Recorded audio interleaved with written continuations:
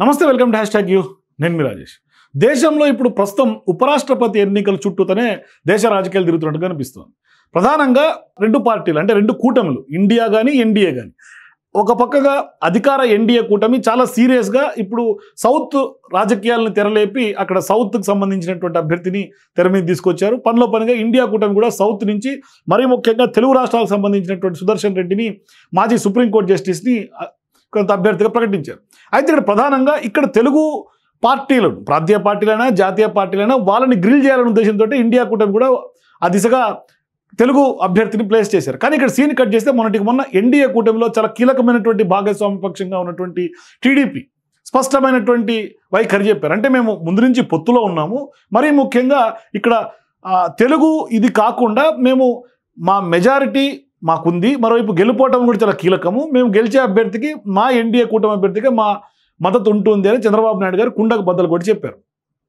So ఇక్కడ ప్రధానంగా ప్రశ్న అంతా ఎక్కడంటే విపక్ష ఇండియా కూటమి ఇప్పుడు ఈ రెండు తెలుగు పార్టీలు, ప్రాంతీయ పార్టీల మీద కొంత గ్రిల్ చేయాలనే ఉద్దేశంతో కొంత అభ్యర్థిని, మరీ ముఖ్యంగా తెలుగు అభ్యర్థిని పెట్టారన్న ఒక ప్రచారం జరుగుతోంది. సో ఇప్పుడు మరి రెండు కూటమిలు కూడా ఎన్నికలను అయితే ప్రతిష్టాత్మకంగా తీసుకున్నాయి. కానీ ఎన్డీఏకు ఉండాల్సినటువంటి మిత్ర పార్టీలన్నీ కూడా ఆ కూటమిలో ఉన్నారు.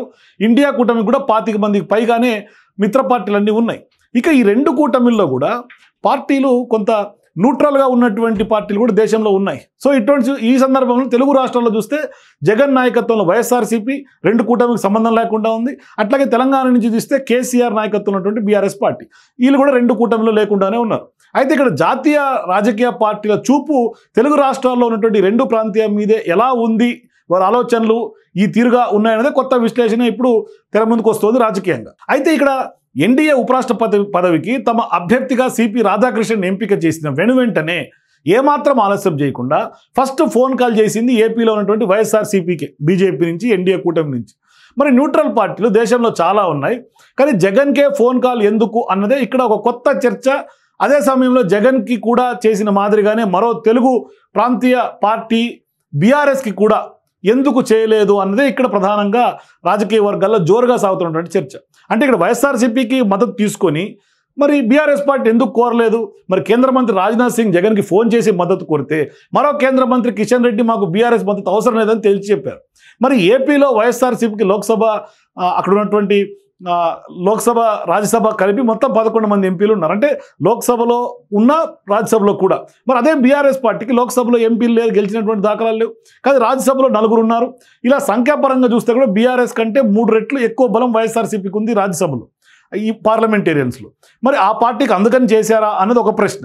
అయితే ఇక్కడ రాజకీయాల్లో ఒక సీటు కూడా చాలా ఇంపార్టెంట్. ఈవెన్ 4 ఎంపీ స్థానాలు రాజ్యసభ బీఆర్ఎస్కి ఉన్నప్పటికీ కూడా ఖచ్చితంగా చేయాల్సినటువంటి అవసరం ఉంటుంది. అంటే యునానిమస్గా చేయాలనేది ఎన్డీఏ యొక్క లక్ష్యం. అందుకోసమే బీఆర్ఎస్కు ఉన్నటువంటి 4 కూడా అవసరమే ఒక రకంగా చెప్పాలంటే. కానీ తెలంగాణ రాజకీయాల్లో చూస్తే కనుక బీఆర్ఎస్ని పక్కన పెట్టి బీజేపీ ఎదగాలనే ఒక ప్రయత్నం స్పష్టంగా చేస్తోంది. అందువల్లే ఇప్పుడు బీఆర్ఎస్ మద్దతు ఈ రోజు తీసుకుంటే ఖచ్చితంగా రేపటి రోజు ఆ పార్టీ విషయంలో కొంత సాఫ్ట్ కార్నర్ చూపించాల్సి ఉంటుందన్న వాదన కూడా బీజేపీలో కొంత నాయకుల్లో కనిపిస్తుంది. అందుకనే బీజేపీ ఎదుగుదలకు మంచి కాదన్నదే భావనతో అలా చేశారన్నది కూడా మరో పొలిటికల్ చర్చ. ఇదంతా వ్యూహాత్మకంగానే చేసింది బీజేపీ అన్నది కూడా చాలామంది నిపుణులు చెప్తూ ఉన్నారు. ఇక వైఎస్ఆర్సీపీకి ఫోన్ చేసి మద్దతు కోరాల్సిందంత ఇబ్బంది అయితే బీజేపీకి లేదు. వారికి ఉపరాష్ట్రపతి పదవి ఎన్నికల్లో ఖచ్చితంగా తమ అభ్యర్థిని గెలిపించుకునేందుకు దానికి కావాల్సినంత బలమైతే ఉంది. కానీ ఎందుకు అంటే జగన్ వేరే కూటమి వైపు వెళ్ళరాదు అన్నది కూడా ఒక వ్యూహంగా కావచ్చు. అంటే ఆల్టర్నేటివ్ ఎప్పుడు కూడా బ్యాకప్ ప్లాన్ బీజేపీ చేసుకుంటూ వస్తుంది. అంటే తాము పక్కన పెడితే ఎక్కడ ఇండియా కూటమి జగన్ని కొంత ఆప్షన్గా తీసుకుంటుందో అన్న ఆలోచన కూడా బీజేపీలో ఉంది. అందుకని ఇప్పుడు జగన్ని పూర్తిగా పక్కకు నెట్టే ప్రయత్నం చేయట్లా. కానీ ఏపీ రాజకీయాల్లో బీజేపీకి పెద్దగా బలం అంటూ ఏమీ లేదు. ఆ పార్టీ అప్పట్లో అధికారంలోకి వచ్చేది కూడా లేదు, ఒంటరిగా వచ్చే పరిస్థితి కూడా లేదు. అందువల్ల వైఎస్ఆర్సీపీ మద్దతు తీసుకున్నా పెద్ద ఇబ్బంది ఏమీ రాదు. రేపటి రోజున అంటే 2029 నాటికి వైఎస్ఆర్సీపీకి ఎక్కువ ఎంపీ సీట్లు వస్తే కేంద్రంలో అధికారానికి కూడా మద్దతు కోసం ఈ రకంగా ముందస్తుగానే ఎన్డీఏతో జగన్ ఏమన్నా దగ్గర అయ్యే ప్రయత్నం ఎన్డీఏ చేస్తోందా అన్నది కూడా ఈ ఫోన్ కాల్ చుట్టూతో ఇప్పుడు రాజకీయం తిరుగుతోంది. మొత్తానికి జగన్ విషయంలో బీజేపీ పెద్దల ఆలోచన బహుముఖంగా అంటే డిఫరెంట్ యాంగిల్స్ కనిపిస్తూ ఉన్నాయి. అదే బీఆర్ఎస్ విషయంలో చూస్తే కనుక తనకు రాజకీయ ప్రత్యర్థిగానే బీజేపీ బీఆర్ఎస్ పార్టీని చూస్తోంది.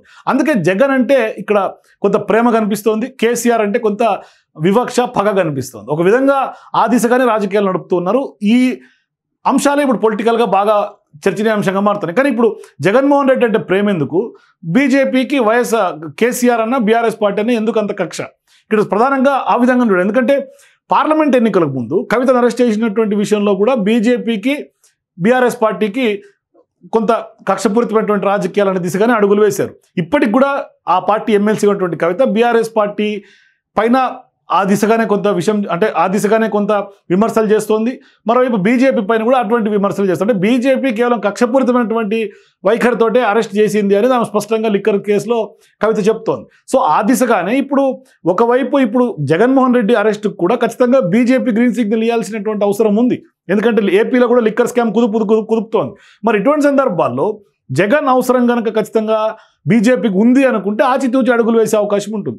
తద్వారా ఇప్పుడు అవకాశం అంది వచ్చింది కాబట్టి ఖచ్చితంగా జగన్మోహన్ రెడ్డి కూడా భవిష్యత్తులో ఖచ్చితంగా బీజేపీని కూడా కొన్ని అంశాల్లో రాజకీయంగా వాడుకునే అవకాశాలు ఉంటాయి. అందుకనే ఇక్కడ ప్రధానంగా బీజేపీ బ్యాకప్ ప్లాన్లో వైఎస్ఆర్సీపీని అలా ఉంచుకుంది. కేసీఆర్ అంత అవసరం లేదు కాబట్టి, లేకుంటే ఇక్కడ ఉన్నటువంటి వ్యవహారం అంతా తెలంగాణ వ్యవహారం చూసిన తర్వాత ఇక్కడ బీజేపీ కూడా కొంత పట్టు ఉన్నటువంటి రాష్ట్రంగా తెలంగాణ ఉంది. ఒంటరిగా కూడా ఎదిగే అవకాశాలు ఉన్నాయి కాబట్టి, స్కోప్ ఉంది కాబట్టి, రాజకీయంగా వ్యాక్యూమ్ ఉంది కాబట్టి, వేరే ఆల్టర్నేట్ పార్టీస్ కూడా లేవు కాబట్టి, ఏదర్ బీఆర్ఎస్ లేదంటే కాంగ్రెస్ ఉంది కాబట్టి ఇప్పటిదాకా బీజేపీ నెక్స్ట్ ఆల్టర్నేట్గా ఖచ్చితంగా ప్రజల దృష్టిలో బీజేపీని ప్రొజెక్ట్ చేసే ఆలోచన ఉంది కాబట్టి కొంత కేసీఆర్ అంటే అదే వైఖరితో కొనసాగుతుంది బీజేపీ. ఇక్కడ జగన్మోహన్ రెడ్డి అంటే ప్రేమ చూపిస్తారు. కానీ రాజకీయాల్లో ఏది ఎట్లన్నా జరగచ్చు, ఏదన్నా కావచ్చు కాబట్టి చూద్దాం భవిష్యత్తులో ఏం జరగబోతుందో. మొత్తం మీద ఈ ఫోన్ కాల్ చుట్టూతోనే రాజకీయాలు ఇప్పుడు విస్తృతంగా తిరుగుతున్నటువంటి నేపథ్యం, చర్చ కూడా విస్తృతంగా జరుగుతుంది. సో మీరు కూడా మీ అభిప్రాయాలను ఈ ఫోన్ కాల్ ఎందుకు జగన్ అంటే ప్రేమ బీజేపీకి, మీ అభిప్రాయాల కింద కామెంట్స్ తెలియజేయండి. For more videos please watch #.